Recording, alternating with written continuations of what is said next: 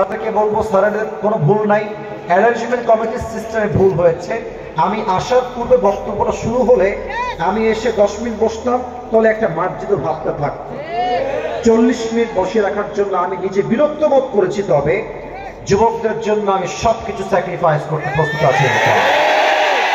আমি সবার কাছে আবদার রাখবো, আমি আবারও স্যারদেরকে বলছি, স্যারদের প্রতি আমার ন্যূনতম কোনো ক্ষোভ নেই, কোনো প্রকার আমার কোনো বিদ্বেষ নেই। আল্লাহ প্রত্যেকটা আমাদের মান্যগণ্য ব্যক্তিকে জনগণের খাদেম হিসেবে কবুল এবং মঞ্জুর করুন। পরের সবাই আমিন। আচ্ছা, আমি যে কথাটা বললাম, আমাকে হুজুর হিসেবে দেখা বাদ দিয়ে দেশের নাগরিক হিসেবে দেখেন। সবার তো একটা বাক স্বাধীনতা আছে নাকি? যার যার বক্তব্য, যার যার মতামত সে দিবে। আমি দোয়া করি আমার পরিচয় যুবক ভাইয়েরা, they have struggled a lot, তারা অনেক বেশি কষ্ট করেছে প্রোগ্রামকে বাস্তবায়ন করার জন্য। আল্লাহ প্রত্যেকটা যুবককে যেন আগামী বছর এর চাইতে আরো সুন্দর মাহফিল ইখলাসের সাথে করার তৌফিক দান করে। পরের সবাই আমিন।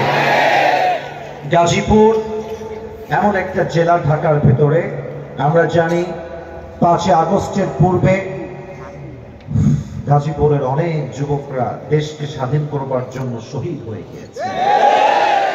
এবং আপনারা দেখবেন সময় টিভি, যত টিভি আছে, যত নিউজ চ্যানেল আছে, গাজীপুরে মানুষকে যেভাবে হত্যা করা হয়েছে, খুব বড় মর্মান্তিক কথাই যা, বড় মর্মান্তিক কথাই যা।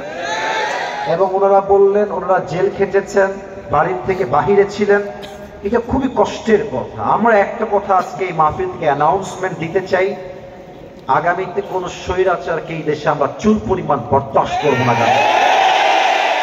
এখানে অনেক বিএনপির ভাইরা আছেন, হয়তো অনেক আওয়ামী লীগের ভাইরাও মেবি থাকতে পারে, এবং আমরা অনেক যুবক ভাইরা আজকের মাহফিলে আছি।